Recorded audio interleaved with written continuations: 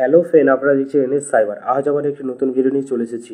আজকের ভিডিওতে রাজ্যবাসীদের সুখবর দিতে চলেছি।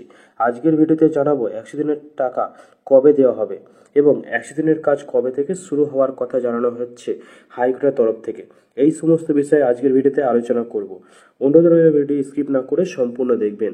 স্কিপ করলে ভিডিওটি সম্বন্ধে গুরুত্বপূর্ণ তথ্যগুলো আপনি বুঝতে পারবেন না। চলো ভিডিওটি শুরু করা যাক। শেষবার টাকা এসেছিল 2022 সালের 9 মার্চ।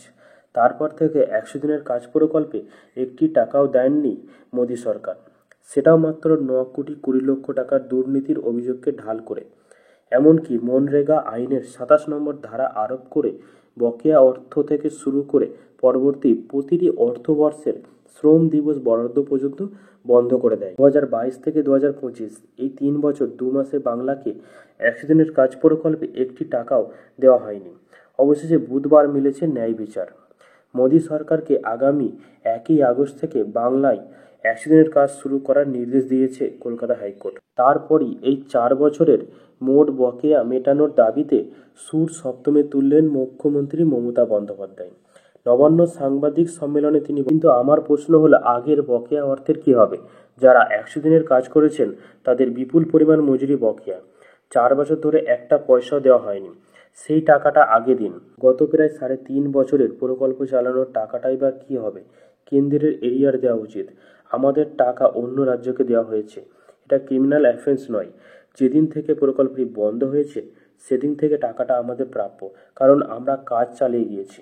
কেন্দ্র টাকা বন্ধ করে দেওয়ায় বাংলায় কর্মশ্রী প্রকল্প চালু করেছে রাজ্য সরকার।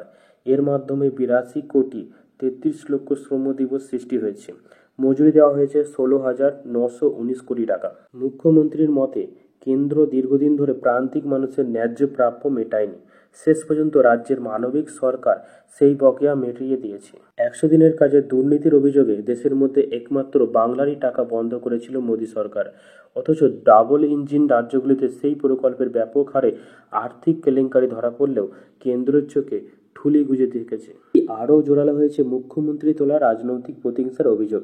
কেন্দ্রের দিরাচরিতার প্রতিবাদে কলকাতার রেড রোড থেকে রাজধানীর রাজপথে ধর্ণা দিয়েছে রাজ্যের শাসক দল। তৃণমূল কংগ্রেসের সর্বভারতীয় সাধারণ সম্পাদক অভিষেক বন্দ্যোপাধ্যায়ের নেতৃত্বে সাংসদ বিধায়কদের প্রতিনিধি দলকে কার্যত হেনস্থার মুখেও পড়তে হয়। লাগাতার লড়াই চালিয়ে গিয়েছে পঞ্চায়েত দপ্তর, সে কথাও মনে করে দিয়েছেন মুখ্যমন্ত্রী।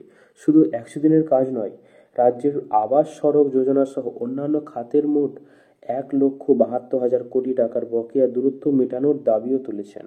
ফ্রেন্ড, আজকের ভিডিওটি এই পর্যন্তই। আজকের ভিডিও দেখলাম 100 দিনের কাজের টাকা কবে দেওয়া হবে এবং 100 দিনের কাজ কবে থেকে শুরু হবে সেই সম্বন্ধে আজকের ভিডিওতে আলোচনা করলাম।